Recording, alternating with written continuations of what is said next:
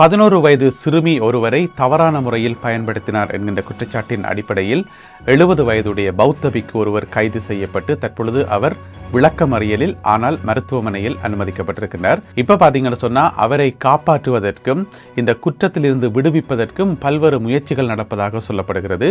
எனவே அது சம்பந்தமாக கிடைக்கப்பெற்ற தகவல்களை இந்த காணொலியில் விரிவாக பார்க்கலாம். விமல் வீரவன்ச அவர்களுக்கு எதிராக நேற்று நீதிமன்றத்திலே வழக்கு ஒன்று நடைபெற்றது. கொழும்பு உயர் நீதிமன்றத்தில் எது சம்பந்தப்பட்ட வழக்கு, நேற்று நீதிமன்றத்தில் என்ன நடந்தது, இது சம்பந்தமாக இந்த காணொலியில் பார்க்கலாம். மற்றொரு பௌத்த பிக்கு தான் இப்பொழுது திருந்தி விட்டதாக அறிவித்திருக்கின்றார். திருந்தி ஜனாதிபதி அனுரகுமார திசாநாயக்காவுடன் சேரப்போவதாக அறிவித்திருக்கின்றார். எனவே அது குறித்து பார்க்கலாம். இந்த செய்திகளுடன் மேலும் பல முக்கியமான செய்திகளும் தகவல்களும் இன்றைய காணொலியில் காத்திருக்கின்றன. அத்துடன் இன்றைய கருத்தோவிய பகுதியில் இன்றைக்கு 2 பேர் ரகசியம் கதைக்கணும். மிக முக்கியமான ரகசியம். சஜித் பிரேமதாஸ் அந்த கட்சி இருக்குதானே, அந்த கட்சிக்குள்ள நடக்கிற ஒரு விஷயம் சம்பந்தப்பட்ட ஒரு ரகசியம் 2 பேர் கதைக்கணும். என்னதான் கதைக்கணும் என்பதை இந்த காணொலியினுடைய இறுதி பகுதியில் பார்க்கலாம். தமிழடியான் சொந்தங்கள் அனைவருக்கும் வணக்கம். மே மாதம் 22ஆம் தேதி 2026ஆம் ஆண்டு வெள்ளிக்கிழமை. வாருங்கள் காணொளிக்குள் போகலாம். 11 வயது சிறுமி ஒருவரை தவறான முறையில் பயன்படுத்தினார் என்கின்ற குற்றச்சாட்டின் அடிப்படையில் 70 வயதை கடந்த ஒரு மூத்த பௌத்த பிக்கு ஒருவர் அனுராதபுரம் பகுதியில் கைது செய்யப்பட்டு தற்பொழுது அவர் விளக்கமறியலில் வைக்கப்பட்டிருக்கின்றார். விளக்கமறியலில் வைக்கப்பட்ட அடுத்த நாளை அவருக்கு வருத்தம் வந்துட்டது. அதனால் மருத்துவமனையில் தங்கியிருந்து ஆனால் விளக்கமறியலில் தான் அவர் வைக்கப்பட்டிருக்கிறார். கொழும்பு தேசிய வைத்தியசாலையில் அவர் அனுமதிக்கப்பட்டிருக்கிறார். இப்போ பார்த்தீங்கன்னு சொன்னால் அவரை காப்பாற்றுவதற்கு அவர் எந்த விதமான பிழையும் செய்யலை, அவர் பிழை விடவே இல்லை என்று சொல்கிறதுக்கும் அவரை காப்பாற்றுறதுக்கும் கொஞ்சம் பேர் வெளிக்கிட்டு இருக்கணும். அதில் மிக முக்கியமான ஒரு ஆள் யாருன்னு பார்த்தீங்கன்னு சொன்னால் நேற்று ஒரு சர்ச்சைக்குரிய கருத்தை இந்த நபர் வெளியிட்டிருக்கார். அதாவது சர்வஜன அதிகாரம் என்று சொல்லி கட்சி ஒன்று இருக்குத்தானே, அந்த கட்சியினுடைய தேசிய அமைப்பாளர், அவருடைய பேர் திலும் அமுனுகம. அவர் என்ன சொல்லியிருக்காருன்னு சொன்னால், இந்த மூத்த பௌத்த பிக்கு அவர் எந்த விதமான பிழையும் விடையில, அவர் ஒரு நல்லவர் வல்லவர், அந்த சிறுமியில தான் முழுக்க பிழை, இவரில் எந்த விதமான பிழையும் இல்லை என்று சொல்லி இந்த சர்வஜன அதிகாரம் கட்சியினுடைய தேசிய அமைப்பாளர் திலும் அமுனுகம. அப்போ இவரை கைது செய்யணும், இவர் பிழையான கருத்துக்களை சொல்கிறார், அதாவது சிறுவர்களுக்கு எதிரான கருத்துக்களை சொல்கிறார் என்று சொல்லி உடனடியாக பெண்கள் அமைப்புகள் போராட்டத்தில் இறங்கி அரசாங்கத்திடம் கோரிக்கை வைக்கப்பட்டிருக்கிறது. முதல்ல இந்த மாதிரியான ஆக்களை கைது செய்யுங்க, பிக்குவை கைது செய்தது அது ஒரு பக்கம் கிடக்கட்டும், முதல்ல இந்த மாதிரியான ஆக்களை காப்பாற்றுறதுக்கு ட்ரை பண்ணுற ஆக்களை கைது செய்யணும், அவர்களிடமும் விசாரணைகள் நடத்தப்பட வேண்டும் என்று சொல்லி பெண்கள் அமைப்பு சார்பாக இப்பொழுது கோரிக்கை முன்வைக்கப்பட்டிருக்கிறது. எனவே இந்த தேசிய அமைப்பாளர் திலும் அமுனுகம மிக விரைவில் கைது செய்யப்படலாம் என்று சொல்லி எதிர்பார்க்கப்படுகிறது. என்ன பிரச்சனை சொன்னால், சர்வஜன அதிகாரம் என்ற ஒரு கட்சியை ஆரம்பித்து வச்சு போட்டு பொதுமக்களை காப்பாற்றுவோம் இல்லாமல் பிக்குமாரை காப்பாற்றுறதுக்கு ட்ரை பண்ணி கொண்டிருக்கணும். இப்படி இருக்குது அரசியல் கட்சிகளினுடைய நிலைமை. மற்றொரு பௌத்த பிக்கு தான் இப்பொழுது மனம் திருந்தியிருப்பதாக அறிவித்திருக்கின்றார். தான் பழைய பிரச்சனை எல்லாத்தையும் விட்டுட்டு, பழைய ரவுடித்தனம் எல்லாத்தையும் விட்டுட்டு இப்போ தான் திருந்தி இருப்பதாக அறிவித்திருக்கின்றார். அதப்படி பௌத்த பிக்கு ரவுடித்தனத்தில் ஈடுபட முடியும் என்று சொல்லி நீங்கள் யாரும் கேட்க மாட்டீங்கன்னு நினைக்கிறேன். ஏன்னா உங்களுக்கே தெரியும், ஒரு சில பௌத்த பிக்குமார் அடாவடித்தனங்கள் செய்கிறதும் ரவுடித்தனம் செய்கிறதும். அதில் மிக முக்கியமான ஆளாரண்டு பார்த்தீங்கன்னு சொன்னால் மட்டக்களப்பில் இருக்கும் அம்பிட்டிய சுமணரத்தின தேரர். அவர் என்ன சொன்னவர், கொஞ்ச காலத்துக்கு முதல் ஒரு 3 வருஷத்துக்கு முதல் என்ன சொன்னவர் என்று சொன்னால், தென் பகுதியில் இருக்கக்கூடிய தமிழாக்களை வெட்டோணும் என்று சொன்னவர். இப்படியே சொன்னவர், தென் பகுதியில் இருக்கக்கூடிய தமிழாக்களை வெட்டோணும் என்று சொல்லி ஏதோ கோபத்தில் மட்டக்களப்பில் வச்சு நடு ரோட்டில் 2 பின்னால் ஒரு டிராக்டர் ஒன்று வருது, அதையும் கவனிக்காமல் நல்ல காரம் டிராக்டர்காரன் விலத்தி கொண்டு போனது, அதையும் கவனிக்காமல் நடு ரோட்டில் 2 தமிழாக்களை வெட்டுவன் என்று சொல்லி கதைச்சு அதை ஆரோ வீடியோ எடுத்து அந்த வீடியோ சமூக வலைத்தளங்களை பரவி பெரிய பிரச்சனை போய் இப்போ நீதிமன்றத்தில் வழக்கு போய்கொண்டிருக்குது.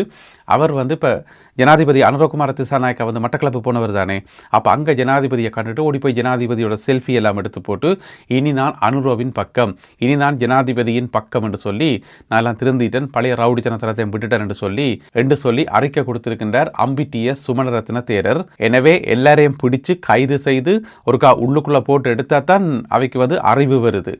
தானே. எதிர்க்கட்சித் தலைவர் சஜித் பிரேமதாசா அரசாங்கத்திடம் ஒரு முக்கியமான கோரிக்கை ஒன்றை வைத்திருக்கின்றார். அது என்ன கோரிக்கை என்று சொன்னால், அனைத்து கட்சி கூட்டம் ஒன்றை உடனடியாக கூட்டுங்கள் என்று சொல்லி அவர் வேண்டுகோள் வைத்திருக்கிறார். எதுக்காக இந்த அனைத்து கட்சி கூட்டம் என்று பார்த்தீங்கன்னு சொன்னால், இப்போ டாலருக்கு எதிரான இலங்கை ரூபாயினுடைய பெறுமதி குறைஞ்சொண்டு போகுது தானே. நேற்றெல்லாம் பார்த்தீங்கன்னு சொன்னால் 354 ரூபாய் வரைக்கும் வந்தது. எனவே இலங்கை ரூபாவினுடைய பெறுமதி வீழ்ச்சி அடைந்து போகுது. இதே மாதிரியான பிரச்சனை தானே முதலும் நடந்தது நாட்டில். எனவே அந்த மாதிரியான ஒரு இக்கட்டான சூழ்நிலை திரும்பவும் வந்துடக்கூடாது. ஒரு கியூ வரிசையோ அல்லது பொருட்களுக்கான தட்டுப்பாடோ அன்றைக்கு 2022 ஆண்டு காலப்பகுதியில் என்னென்ன பிரச்சனைகள் வந்ததோ அந்த பிரச்சனைகள் வந்து திரும்பவும் வந்துடக்கூடாது என்றதுக்காக உடனடியாக ஒரு அனைத்து கட்சி கூட்டம் ஒன்றை கூட்டி நிலைமைகளை வந்து ஆய்வு செய்ய வேண்டும். எதிர்க்கட்சிகளினுடைய ஆலோசனைகளை அரசாங்கம் கேட்கணும் என்று சொல்லி எதிர்க்கட்சி தலைவர் சஜித் பிரேமதாச அவர்கள் வேண்டுகோள் வைத்திருக்கின்றார்.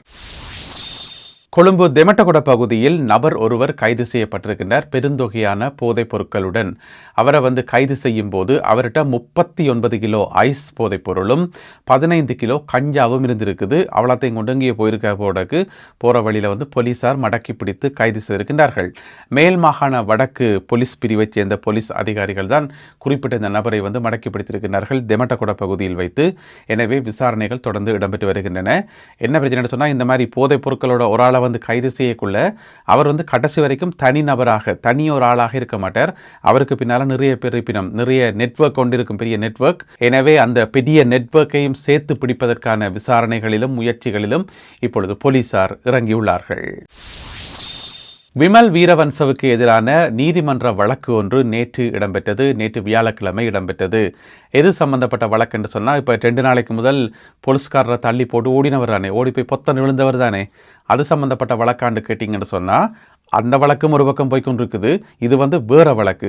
என்ன பிரச்சனை சொன்னால், விமல் வீரவன்சவுக்கு எதிராக ஊறிப்பட்ட வழக்குகள் இருக்குது. எனவே திடீரென்று அவர் நீதிமன்றத்துக்கு போய்களோ குழப்பமாக இருக்கும். அந்த வழக்குக்கு போனாரா இல்லை இந்த வழக்குக்கு போனாரா இல்லை புதுசாக ஏதாவது வம்பு தும்புக்கு போனாரான்னு சொல்லி ஒரே குழப்பமாக இருக்கும். இது வந்து என்ன வழக்குண்டா, இது பள்ளிய வழக்குண்டு. 2010 ஆண்டிலிருந்து 2015 ஆண்டு வரையான காலப்பகுதியில் வந்து அமைச்சராக இருந்தவர் தானே யார், விமல் வீரவன்ச. அதுவும் சாதாரண அமைச்சர் இல்லை, முக்கியமான ஒரு அமைச்சராக இருந்தவர். அது மஹிந்த ராஜபக்சவால் அமைச்சராக்கப்பட்டவர். மஹிந்த ஜனாதிபதியாக இருந்தபோது என்ன அமைச்சு என்று சொன்னால், கட்டுமான பொறியியல் சேவை வீடமைப்பு பொது வசதிகள் அமைச்சு, நல்ல ஒரு முறையான அமைச்சு அவருக்கு கொடுக்கப்பட்டது. அந்த அமைச்சில் இருந்து பொதுமக்களுக்கு வீடு கட்டி கொடுப்போம் இல்லாமல், பொதுமக்களுக்கான வீட்டு வசதிகளை ஏற்படுத்தி கொடுப்போம் இல்லாமல் தான் தனக்கு சொத்து சேர்த்துக்கார். அதாவது அமைச்சராக பொறுப்பேற்காக்கு முதல் அவர்கிட்ட இருந்த காசு வேற, கொஞ்சம் காசு வச்சிருந்துக்கார். அமைச்சராக பொறுப்பேற்று கொஞ்ச காலம் கழித்து பார்த்தீங்கன்னு சொன்னால் அவர்கிட்ட வங்கி கணக்கில் வந்து 75 மில்லியன் ரூபா காசை சேர்த்துக்கார். கொஞ்சம் நஞ்சம் இல்லை, 75 மில்லியன் ரூபா. அப்போ எங்கே இருந்து காசு வந்தது? அதென்ன அமைச்சராக விராக்கு முதல் பிச்சைக்கார மாதிரி இருக்கிறீங்க, அமைச்சராக வந்த உடனே கோடீஸ்வரர் ஆகிறீங்க. அது எப்படி என்று சொல்லி அந்த காலத்தில் யாருமே கேள்வி கேட்கல. என்ன சொன்னால், அந்த காலத்தில் அப்படித்தானே. அதுக்கு பிறகு நல்லாட்சி காலத்தில் வந்து அவருக்கு எதிராக வழக்கு கொண்டு போடப்பட்டது. அப்போ நல்லாட்சி காலத்தில் வந்து வழக்கு போட்டு அது விசாரணை நடந்து இடையிலோக்கா கைது செய்யப்பட்டவர். கைது செய்து 3 மாதம் அவர் ஜெயிலுக்குள்ளே வச்சிருந்தது. எப்படி என்று சொன்னால், 2017 ஆண்டு ஜனவரி மாதம் என்று நினைக்கிறேன். ஜனவரியிலிருந்து ஏப்ரல் வரைக்கும் ஜெயிலுக்குள்ளே இருந்தவர் 3 மாதம். பிறகு வெளியில் வந்துட்டார். பிறகு வெளியில் வந்து அந்த விசாரணைகள் வந்து தொடர்ந்து நடந்து கொண்டு தான் இருந்தது.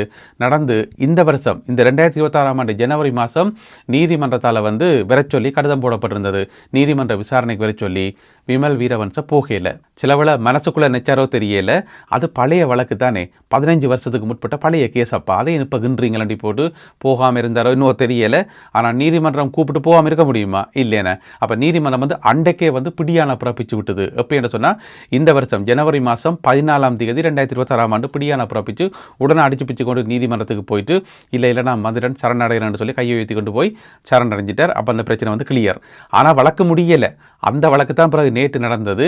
அந்த 75 மில்லியன் ரூபா எங்கே இருந்து வந்தது, எப்படி சேர்த்த நீங்கள், எங்கெங்கெல்லாம் சுருட்டினீங்கன்னு சொல்லி நேற்று கடும் விசாரணை நடத்தப்பட்டது. என்னென்னு சொன்னால், அதில் இன்னும் கொஞ்சம் சாட்சிகள் வந்து சேர்க்க வேண்டியிருக்காம். ஏன்னு சொன்னால், அந்த அமைச்சில் அந்த காலத்தில் வேலை செய்தாக்கள் இருக்கணும் தானே, இவருக்கு கீழே வேலை செய்தாக்கள், அவைகளையும் கூப்பிட்டு விசாரிக்க வேண்டியிருக்கின்றதால ஜூன் மாதம் 8ஆம் தேதி வரை இந்த வழக்கு வந்து ஒத்தி வைக்கப்பட்டிருக்கிறது. இப்போ ஒத்தி வைக்கப்பட்டிருக்கிற வழக்கு வந்து 75 மில்லியன் ரூபா அந்த மோசடி வழக்கு. அதுக்கு பிறகு போலீஸ்காரரை வந்து தள்ளினது, இந்த மாதிரி நிறைய கேசுகள் இருக்குது தானே, அதற்கான வழக்குகள் மிக விரைவில் இடம்பெறும் என்று சொல்லி எதிர்பார்க்கப்படுகிறது. சிவனொளி பாத மலைக்கு யாத்திரை போன 320 பேர் கைது செய்யப்பட்டிருக்கின்றார்கள். யாத்திரை போனாக்களை வந்து எதுக்கு கைது செய்யணும், அவர்கள் அப்படி என்ன குற்றம் செய்தார்கள் என்று கேட்டீங்கன்னு சொன்னால், சிவனொளி பாத மலைக்கு யாத்திரை போகும்போது மனமுருகி நல்ல பக்தி பாடலெல்லாம் பாடிக்கொண்டு பேசாமல் போயிருந்தால் ஒரு பிரச்சனையுமே இல்லை. போனாக்கள் இந்த 320 பேருமே வந்து கஞ்சா, அபின், குஷ் போதைப் பொருள், ஐஸ் போதைப் பொருள் இருக்கிற எல்லா போதைப் பொருட்களையும் கட்டி காவி கொண்டு போயிருக்கணும். போகிற வழி முழுக்க சாப்பிட்டு கொண்டு போகலாம்னு சொல்லி அப்போ கைது செய்யாமல் என்ன செய்கிறது? அப்போ 336 சோதனை நடவடிக்கைகள் மேற்கொள்ளப்பட்டு போகிற வழி முழுக்க ஒரே செக்கிங் தான். போலீஸ் வந்து ஃபுல் செக்கிங் தான்.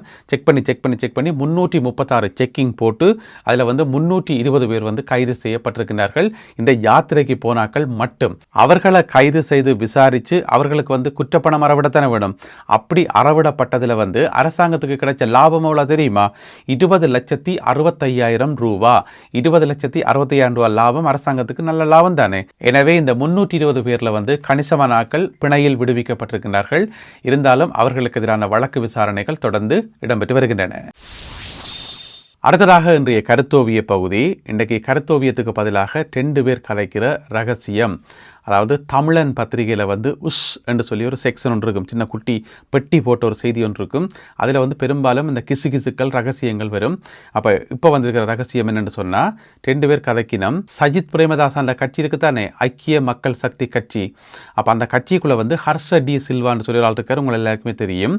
அவரை வந்து அடுத்த ஜனாதிபதி தேர்தலில் வந்து ஜனாதிபதி வேட்பாளராக களம் இறக்கிறதுக்கு உள்ளுக்குள்ளால் அலுவல் நடக்குதா. நிறைய பேருக்கு அதுதான் விருப்பம். சஜித் பிரேமதாசாவை இறக்கி சும்மா நாங்கள் தேவையில்லாமல் தேர்தலில் தோக்கத்தான் போகிறோம். அதுக்கும் பார்க்க ஹர்ஷ டி சில்வாவை இறக்கினோம்னு சொன்னால் ஏதாவது மைலேஜ் கிடைக்கும். புதுமுகம் தானே, புதால் தானே.